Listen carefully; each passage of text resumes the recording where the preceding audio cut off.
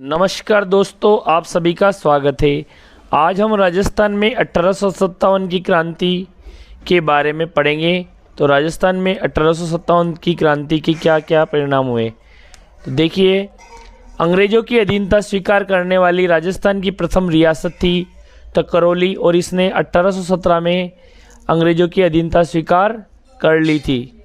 अगला है, संपूर्ण भारत में कुल 562 देसी रियासतें थी, और राजस्थान में जो देसी रियासतें 19 थी, जैसे प्रतापगढ़, बांसवाड़ा, कोटा, किशनगढ़, लावा, निमराना, ये ठिकाने थे, 3 ठिकाने।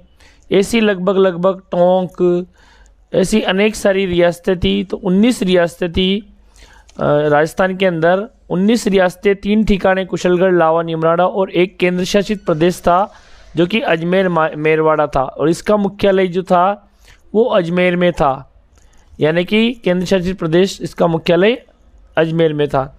1857 की जो क्रांति के समय एजीजी यानी कि agent to governor general George Patrick Lawrence थे।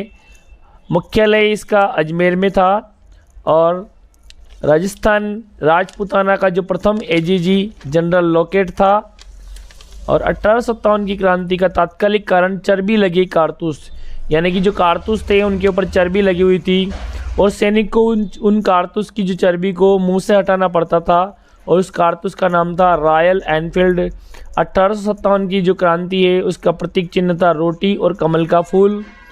31 मई 1857 को जो विद्रोह की योजना बनाई गई, नाम दिया इस विद्रोह को दिल्ली चलो। नेतृत्व किया बहादुर शाह जफर सेकंड ने, और अंतिम मुगल शासक था। तो दोस्तों, एक प्रश्न बन सकता है कि अंतिम मुगल शासक कौन था। तो अंतिम मुगल शासक था बहादुर शाह जफर, अंतिम मुगल शासक था। 10 मई 1857 को मेरठ के सैनिकों ने विद्रोह कर दिया, जो कि समय से पहले शुरू हुआ था। इसकी असफलता का ये महत्वपूर्ण मूल कारण है। 1857 की क्रांति के समय राजस्थान में प्रमुख 6 सैनिक छावनियाँ थी। पहली ये नसीराबाद अजमेर, दूसरी है ब्यावर अजमेर, तीसरी नीमच मध्य प्रदेश, चौथी है देवली टोंक, और अगली खेरवाड़ा उदयपुर, और एरिनपुर पाली। तो ये 6 सैनिक छावनियाँ थी, नसीराबाद, ब्यावर, नीमच, देवली, खेरवाड़ा और एरिनपुर। खेरवाड़ा और ब्यावर दोनों सैनिक छावनियों ने विद्रोह में भाग नहीं लिया, यानी कि इन दोनों सैनिक छावनियों ने खेरवाड़ा उदयपुर और ब्यावर अजमेर, इन दोनों सैनिक छावनियों ने भाग नहीं लिया, जबकि अजमेर, नीमच, देवली टोंक और एरिनपुर, इन चारों सैनिक छावनियों ने इसमें भाग लिया था। फर्स्ट, सेकंड, थर्ड और फोर्थ।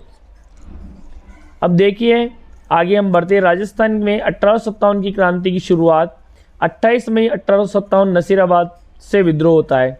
तो प्रश्न बनता है कि राजस्थान में 1857 की क्रांति की शुरुआत किस छावनी से हुई। तो नसीराबाद से होती है। तो इसका आंसर नसीराबाद है। और कब होती है? 28 मई 1857 को।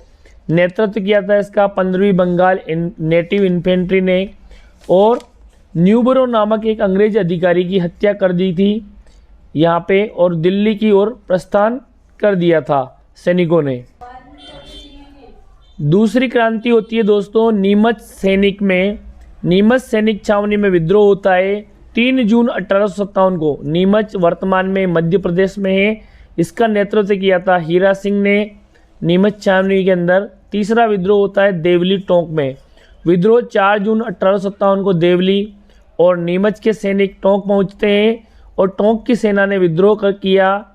इसमें राज की सेना का सैनिक मीर आलम खां के नेतृत्व में टोंक के नवाब वजीर अली के खिलाफ विद्रोह किया, और इसके बाद टोंक, देवली और नीमच, यानी कि 3 जो छावनियाँ थी, टोंक, देवली और नीमच, तीनों संयुक्त सेनाएं दिल्ली की ओर कूच कर जाती है, यानी कि दिल्ली चली जाती है।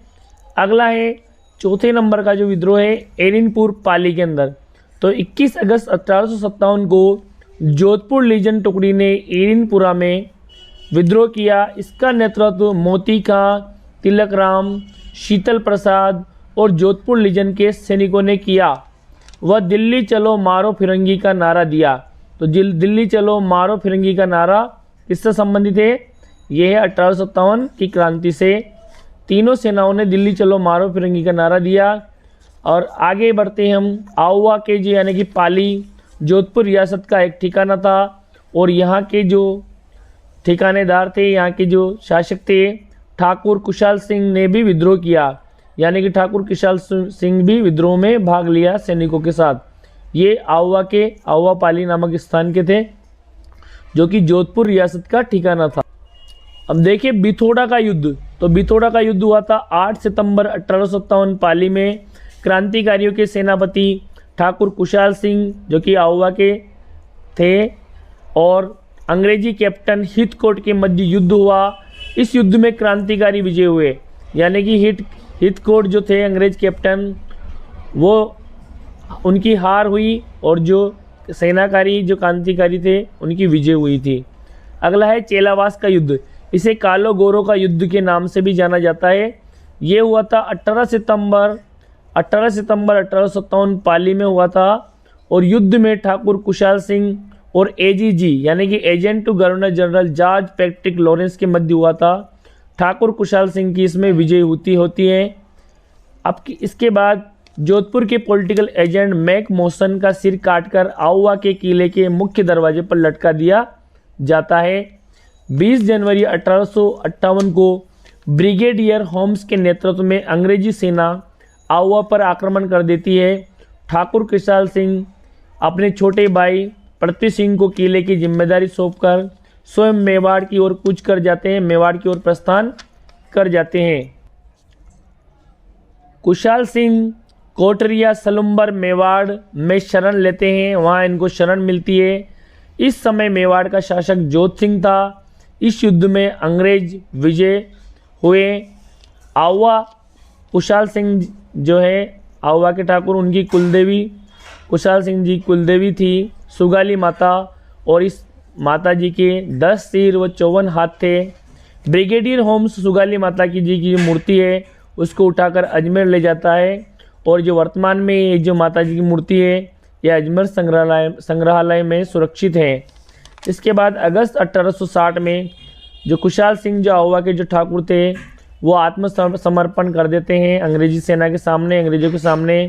कुशाल सिंह के विद्रोह की जांच के लिए मेजर टेलर की अध्यक्षता में एक आयोग बैठता है और मेजर टेलर आयोग का गठन होता है और साक्ष्य के अभाव में यानी कि कुशाल सिंह जी के खिलाफ कोई साक्ष्य सबूत नहीं मिलते हैं। इसके फलस्वरूप कुशाल सिंह जी को रिहा कर दिया जाता है। कोटा में विद्रोह। तो 1857 की क्रांति में कोटा भी अछूता नहीं रहता है। 15 अक्टूबर 1857 को क्रांति के समय कोटा के अंदर जो महाराज थे महाराजा राम सिंह फर्स्ट थे।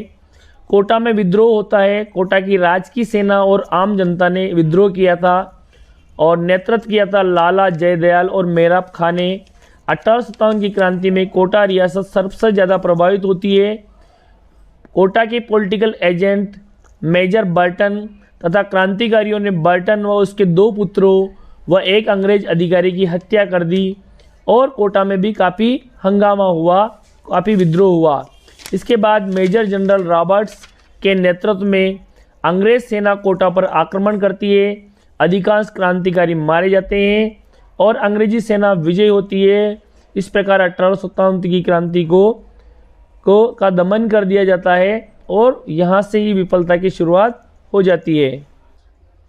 अब जयपुर की बात करते हैं। 1857 की क्रांति के समय जयपुर का महाराजा सवाई राम सिंह सेकंड था। विद्रोह की योजना बनाने वाले वजारत खां व शादुल्ला खां ने जयपुर में षड्यंत्र रचा, लेकिन समय से पहले पता चल जाने के पर इनकी गिरफ्तारी कर ली जाती है और यही विद्रोह को आगे बढ़ने से रोक दिया जाता है। इसलिए राम सिंह सेकंड को सितार-ए-हिंद की उपाधि अंग्रेजों द्वारा प्रदान की जाती है क्योंकि यहाँ पे विद्रोह रुक जाता है।